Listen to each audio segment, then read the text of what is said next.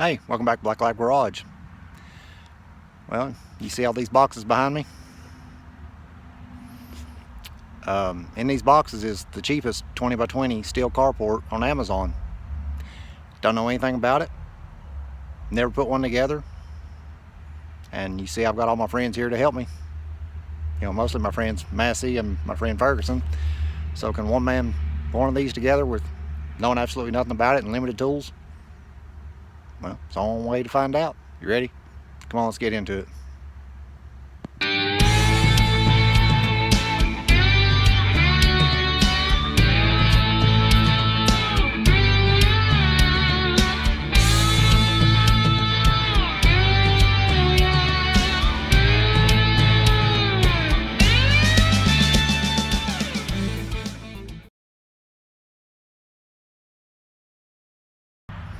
I mean, you've seen the fiasco that portable garage was that I bought from Home Depot.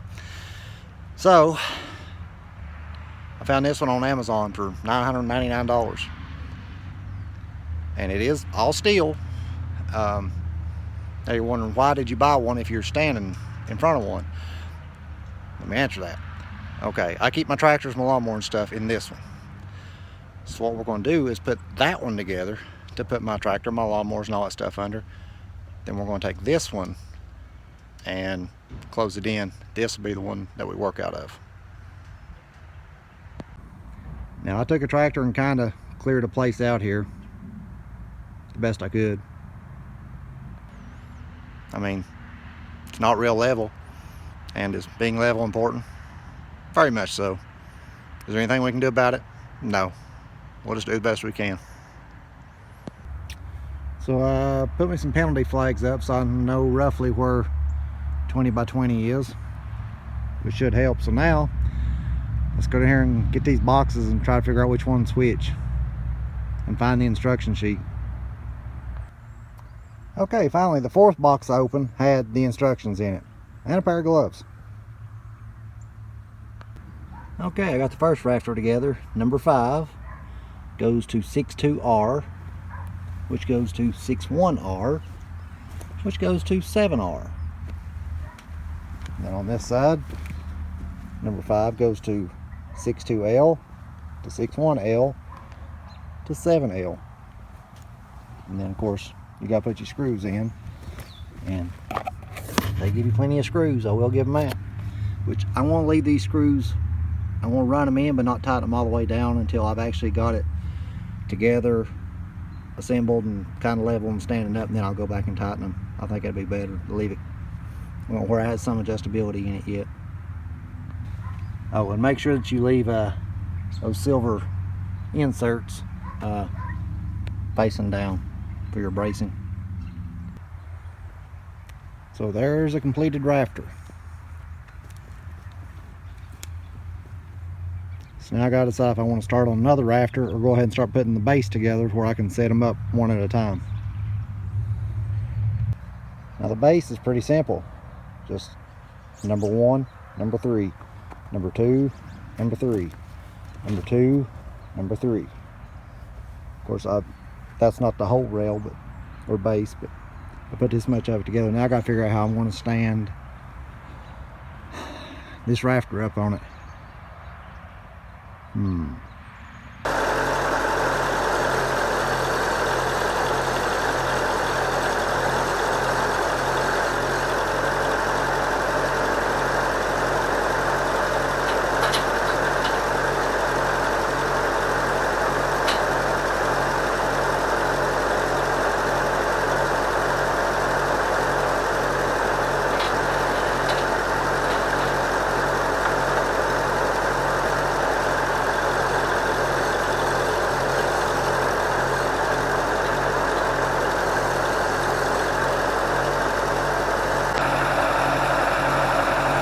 that's why you always need a friend like Massey Ferguson.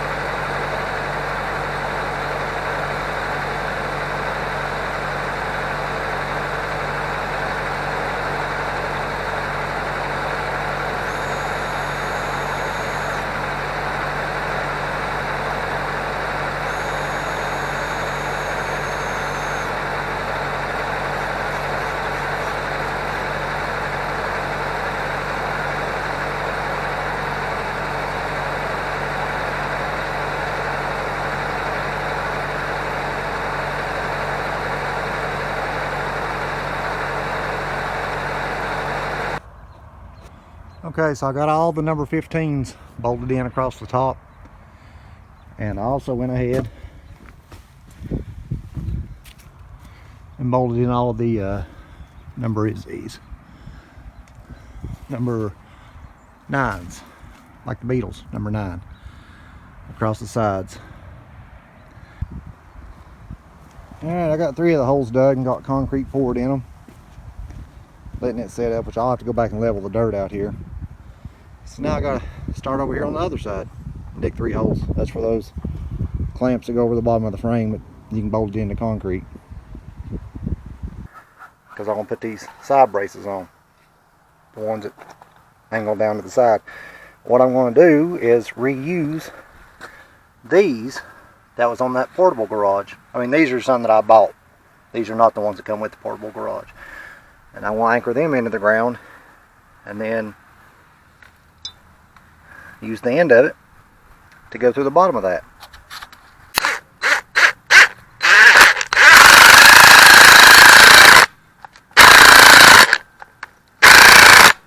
I probably should have charged the battery.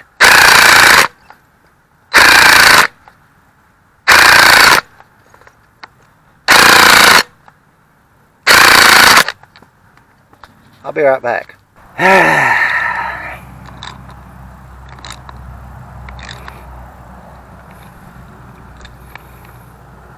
Oh yeah, I guess that's far enough.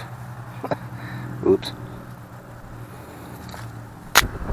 Nope, it worked out perfectly.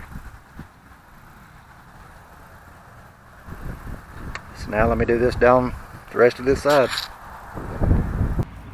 Now since this is on a hillside on this side to anchor it, I dug some holes and I'm actually going to cut an old telephone pole up in concrete down in there, then use lag bolts and put these side braces to the telephone poles with lag bolts.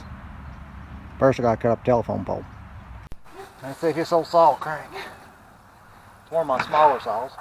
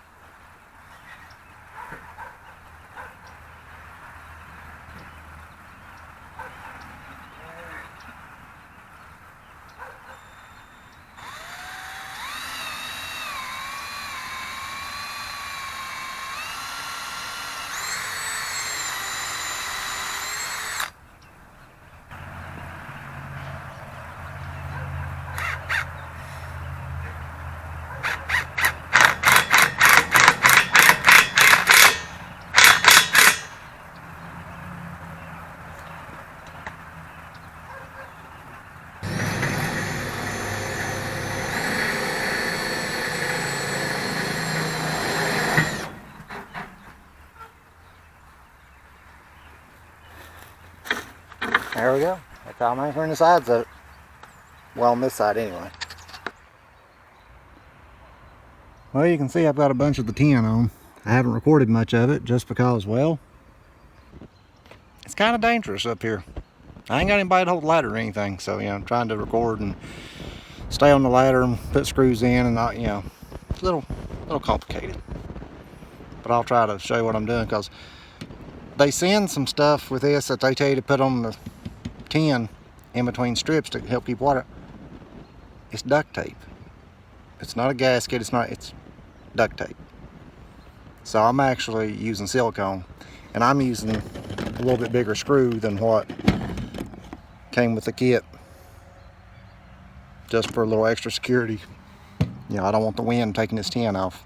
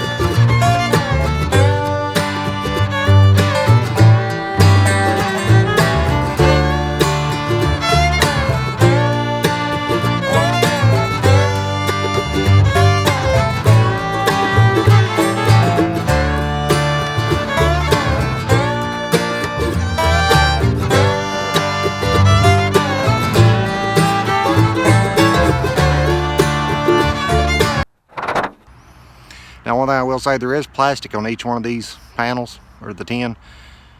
I'm not peeling all that off. It'll come off in the weather. I mean, it'll deteriorate, and I'm not even sitting there peeling all of them one at a time. I ain't worried about it.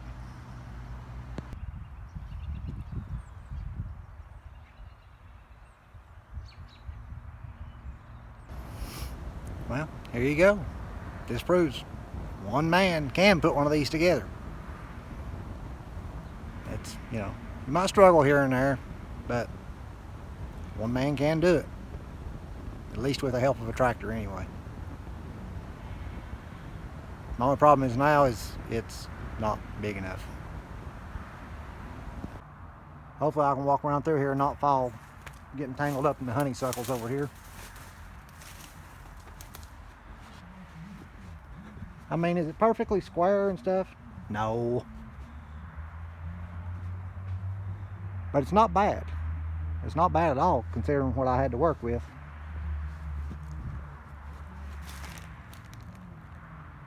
So yes, one man can put the cheapest 20x20 steel carport on Amazon together by himself. And like I said, for $999, I'm impressed with it. So I hope this helps somebody. Hope it helps you make a decision on whether or not you want one. I don't get anything out of this, okay? It's not like I'm getting a kickback. So don't think that I am. That's why I'm making this video or saying anything. I just want to show you one man can do it. They're cheap and they're not bad. So be sure and hit the thumbs up, like, subscribe, and stay tuned. Me and the pups will be back with another one. See you. And listen to more Goose Creek.